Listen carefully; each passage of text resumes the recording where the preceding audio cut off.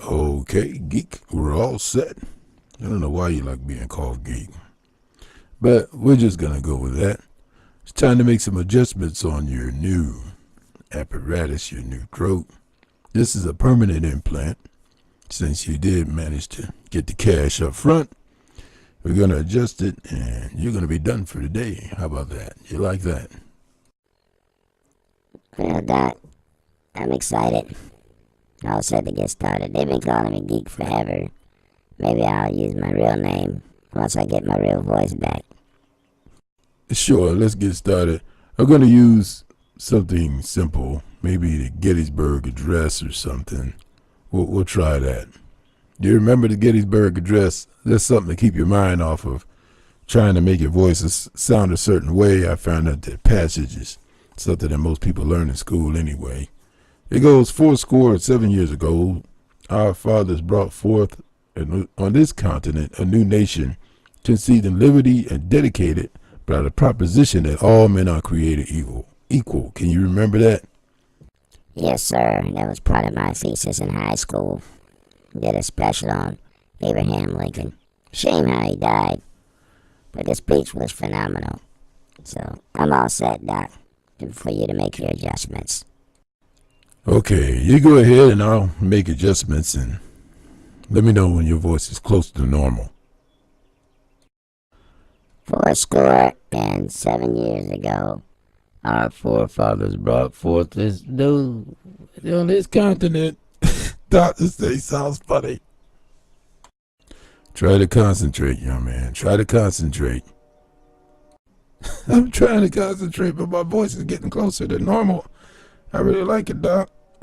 Testing. Okay, 7 years ago, our fathers brought forth to this continent a new nation, conceived in liberty and dedicated to the proposition. And 7 years ago, our father that the nation that conceived in liberty and dedicated to the proposition that all is equal. 7 years ago, our forefathers. Yeah, that sounds about right, Doc. I like that. I think I'm close to where I'm supposed to be. All right, almost there. I got one small minor adjustment to do. I think it's close to where it should be. But you said that's normal. That's close to your voice. That's what you have. That's what you want. That's what you remember. Because I can make it any kind of way you want. Yeah, I like it, Doc. I like it. 7 years ago, my forefathers gave forth this nation, a new nation, and to the republic for which it stands, one nation under God, individual, and liberty and justice for all. Well, that's not the speech, but I like it, Doc. I want to thank you. Well, as I said before, it's the customers with the prompt payment that get the prompt service. Go ahead and sign the release forms up front. And great having you as a patient. Give it about a week to settle in. And you can come back with a follow-up if you like. But I think we're actually done here. I'm proud of the work. And like I say, you're a very easy patient to work with. Thank you for your business. Thank you, Doc. I think I'm going to go with my old name or my real name, which is Steve. Kind of like Steve Jobs. But kind of wish I was him, but I'm not Steve Jobs. But I want to thank you, Doc. I'm really happy with my voice, my girlfriend. Matter of fact, I'm going to call her on the cell phone right now. Hello, Shirley. Yeah, this is Steve. Yes, Steve. See, I got my whole voice back. I'm cool now. Now I don't have to play deaf anymore. You want to go on a date? Let's go eat something. We got to go eat something. I'm just so happy. The doc took care of me. Dr. Jake Work. He's the man. He is the man. I don't know how to put it any other way. He's the man. Didn't cost that much either. No. Okay. I'll see you in just a little bit. I'm on the way over now. Be ready. Get your clothes on and we're going to go eat. Have a great time. All right. Bye.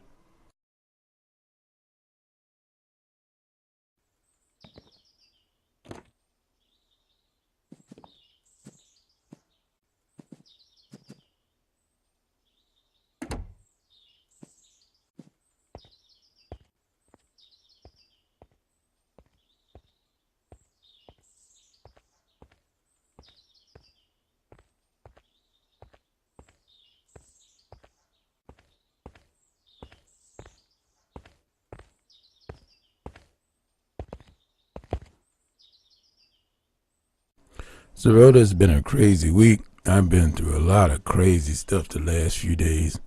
I'd like to tell you about it, but I can't. It's all classified. Matter of fact, I don't even know if this stuff really exists. I know you haven't seen me in a minute, but I'll tell you about it. I'll tell you something about it. It's just that I can't tell you here. So I'm actually thinking about taking a vacation, something real slow.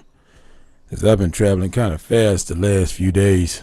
Too fast for me, even. Well, Mr. Davidson, I'm all ears anytime you'd like to talk. Of course, I have office hours, too, if you'd like to spend more time together. I actually have a free consultation for everyone. The first consultation is free if you'd like to come into the office sometime. What I talk about is totally off the books. I mean, the first thing about it is... Bean pie, my brother? I'm just kidding. Doc, you're not coming in for your usual cup of coffee this morning? No, thank you, I'm fine. Well, as a matter of fact, maybe I will get a cup of coffee. How do you feel about that, Mr. Davidson? Cup of coffee. Give us a minute, dude. Be in there in a little bit. Right now, I don't feel like a cup of coffee. I feel like a cup of privacy right about now. Dude, my bad. Hey, Clarence. Come here and finish the coffee, man. I gotta go get some donuts. Gotcha. I don't know who that guy is, but I think I've seen him before. So, I know you've been to the Caribbean before, and I know you've been around the world before. I'm just trying to see if you're willing to go on a little cruise with me. How about that? I just gotta slow down. It's just been too much lately. Well, Mr. Davidson, how much time are we talking? I have a few more appointments for this week, and I think I can probably get away by next week.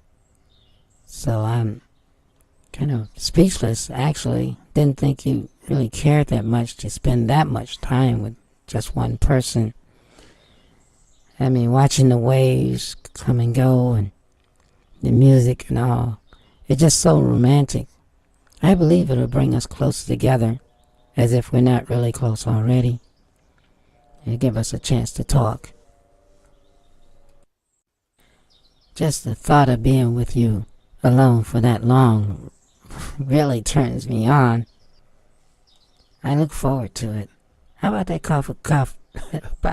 I can't even talk, I'm so excited. How about that cup of coffee now? With Mr. Suspicion? Sure.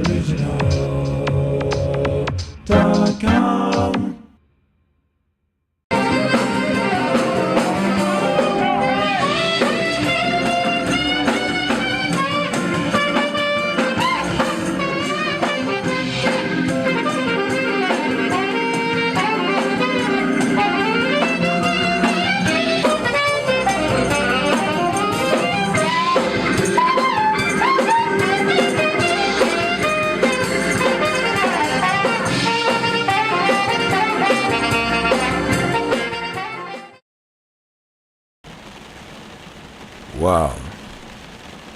It's been a while since I've been in weather like this. I had it up here in upstate Washington. Tastes chili too much. Too much for me, anyway. Reminds me of a time when Richard and I were traveling and got kind of lost. Lost along the way. Coming right back with that. After this. What's in the name, you say? A lot. Sometimes things happens in doubles. So it's kind of night like this. Matter of fact, let me get started.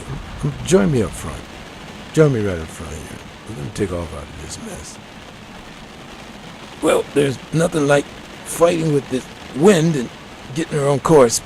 That's part of the sport of flying. Hold it, I think she's under control now. Oh, canary, yo, yellow's one of my favorite colors. Yeah, this is Cat Mage Tower. Thank you very much. We're out. Yeah, we'll see if we can get above this mess. And oh man, it's kind of rough. It was pretty much like before. You know, we got kind of lost going into port, and there was another young lady that kind of got lost in port. Our boat was just coming in, man. It was rocking. It wasn't something like this. This I can get above it. Just give me a few minutes. However, when you're down in the seas, baby, ain't no saving you down there. Ain't no saving you at all. Like I said, we got kind of lost in port. There was some communication. There was a light off in the distance, and the light appeared to be on a collision course. Of course, I was concerned, but deep down inside me, something said, get a little bit closer. So I got a little bit closer. Me and my friend Richard, Richard's he's up there on the bow, and I got the stern. We're steering this sailboat, and the winds are tossing, and we see this light coming. And anytime there's a light, the first thing you want to say is, what color is that light? You don't know if it's blue, or if it's yellow, or if it's green, or if it's red. It's just something flashing that your eyes are yearning for on a stormy night. Now, my friend Richard, as I say, he always up front at the bow. My friend Richard, yeah, we call him Dick. But anyway, he's always up front with the bow, and always have the stern. So she rocking and she rolling, and we see this light coming closer and closer from the distance. And finally, we see some Morse code. Chit boom bang-a-lang, bang-a-lang chit boom, boom chick boom bang-a-lang, bang. Wait a minute, wrong book. Oh, okay, Morse code. I got it. Richard always got to correct me on stuff like that. Anyway, it says, we are losing fuel fast. Please save us. 2 beautiful women. Now, this only happens in a dream. I just can't see myself meeting. Me and Richard, come on, we've been out here at sea for years, and sometimes we get to port and there's just nobody there. So we see this light, and we're coming closer and closer to this light. See, I was comfortable in my position, see. With Richard up front, I'll hear him crunch if anything happens. I got time to duck. But right now, back to our story at hand. So the light gets closer and closer, and I'm looking at, wow, this is a beautiful light. And the Morse code said it's 2 beautiful ladies on board. But I'm like, they got the wrong call sign. It had something with the call sign, some kind of code or something. It was something suspect to me. Now, normally I got my guard up, so I'm thinking anything can be amiss, but however, This beautiful young lady stepped aboard. "Hello, beautiful lady," I said. And she says, "I'm fine. How are you?" And I'm thinking, okay, I'm fine, and she's asking me if I'm fine, and I'm telling her I'm fine. Are we doing a round robin here, or are we trying to push off the inevitable? Or is she shy? Is she giving me the yes with a little hint of no? You know how it is, a lot of sugar, and here comes too much spice, and all of a sudden it's no. I'm thinking all this in my head now. There's no place else to put it. Richard can handle it. Richard, always the hard head, always going his way. He just has a stiff neck all the time. I do not understand Richard. I really don't. So don't even try to reason with him. Don't even try to make him to go straight in line. Nothing of that nature will happen. All he does every now and then, he gets a little sickly and kind of pukes sometime. But other than that, I know he's a good friend. He's a good friend. So that's all I'm saying. Y'all don't be hard on Richard. Richard's all right. Don't be hating on Richie. All right. Sometimes I call him Richie. You can call him Richie too. Next time you're on the street, "Hey, Richie this, Richie that." Come on, man. I've seen you on the radio. Anything. He loves that kind of attention. Matter of fact, he's most happy when he's standing at attention. I don't understand. He works hard, but a lot of times he just kind of lays around, just doesn't do anything. So that's Richard. Dick gonna do what he gonna do, I guess. So I'm just gonna leave Richard alone. That's it. That's all I had to say about Richard. That's enough about. Oh man, here comes the sun. Isn't that weather beautiful? That's so beautiful. We're signing off. This Cat Mage. Try to keep the beautiful side down, and the part with all the brains at the top. Later, y'all. Till next time.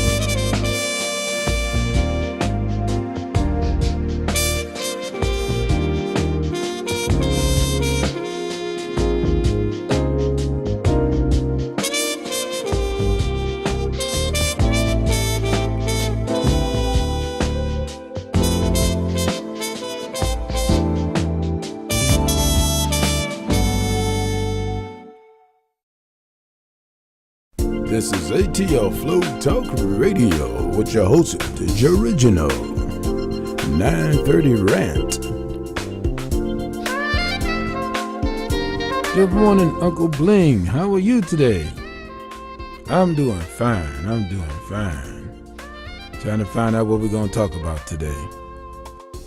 Well, I know we talked about a lot of things in the past, but one of the things that really got my attention from what I've studied in the past, and that is, I came across the top 5 regrets of dying. Now, this is a study that was taken with, or survey that was taken of most of the people that have passed on before us. They were on with some type of terminally ill list. Terminally ill, you say, huh? I guess they really had some time to really contemplate, especially being that these people actually, I guess they've known that they were terminally ill. This is something that the doctor revealed to them. And then they surveyed them to find out exactly what they thought, or what are their top 5 regrets before dying. What did they wish they had more time to do? Yes, Jay Leno would say, exactly. Well, let's get to the top 5. The first one is, I wish I had the courage to live a life true to myself and not the life that others expect of me. Wow, now that's heavy. I mean, just imagine how many times people ask you to do something you really don't feel like doing. It's something else you want to do, but you do it just to be nice. It's just something that you go a little bit out of your way, which really I guess there's nothing wrong with that. Maybe they're talking about something a little more permanent, huh? I think it's more like when you want to take music and your parents say, well, don't take music, take something else. I think it's more like that. You got to have free will, at least to make some type of choices, especially being that it's your time. This is your time to be on the planet. You should be able to do what you want to do. I think what they're saying is don't settle. Don't settle. Go for what you want. Go for your dreams. Reach for the stars and you'll land along the moon. Or no, reach for the moon. You land among the stars. Something of that nature. Am I right? I remember a girl once a long time ago. Wish I'd have hooked up with her. Her name was Regina Simpson. Uncle Bling, don't you know all your decisions that you've made all the way up till today has affected your past and your future? Exactly. Well, here's the second one. The second one says, I wish I hadn't worked so hard. This came from every male patient that was nursed. They missed their children's youth and their partner's companionship. Women also spoke of this regret, but as most were from an older generation, many of the female patients had not been breadwinners. All of the men that were nursed deeply regretted spending so much of their lives in the treadmill of the work existence. I see how that could actually become a reality, a dreaded reality. Number 3 is, I wish I had the courage to express my feelings. Many people suppress their feelings in order to keep peace with others. As a result, they settle for a mediocre existence and never became who they were truly capable of becoming. Many developed illnesses related to the bitterness and resentment they carried as a result. Wow, now that's heavy. I guess there's really not much we can say about that one. What do you say, Original? Some people say it's a sign of the times. It's a sign of the times, my brother.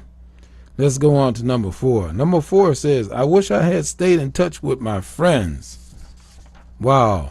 Often they would not truly realize the full benefits of old friends until their dying weeks, and it was not always possible to track them down. Many had become so caught up in their own lives that they had let golden friendships slip by over the years. There were many deep regrets about not giving friendships the time and effort that they deserved. Everyone misses their friends when they're dying. Wow. I mean, the sad part about it, even family don't come see you. I heard the visiting list dwindles quite rapidly. This is true. This is true.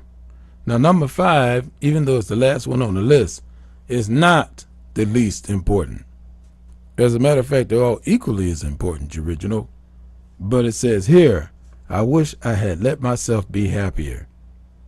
This is a surprisingly common one, it says here. Many did not realize until the end that happiness is a choice. They had stayed stuck in old patterns and habits. The so-called comfort of familiarity overflowed into their emotions as well as their physical lives. Fear of change had them pretending to others and to themselves that they were content when deep within they longed to laugh properly and have silliness in their life again. Yeah, man, that's heavy. I wish I had let myself be happier. So let's recap.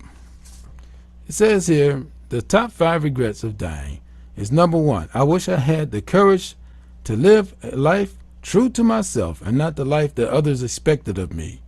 Number 2, I wish I hadn't worked so hard. Number 3, I wish I had the courage to express my feelings. Number 4, I wish I had stayed in touch with my friends. And number 5, I wish I had let myself be happier.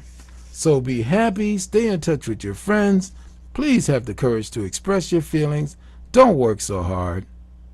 And top of the list, be true to yourself. And don't live the life that others expect of you. Every time you do that, you're missing something. Yeah, this is so true, Original.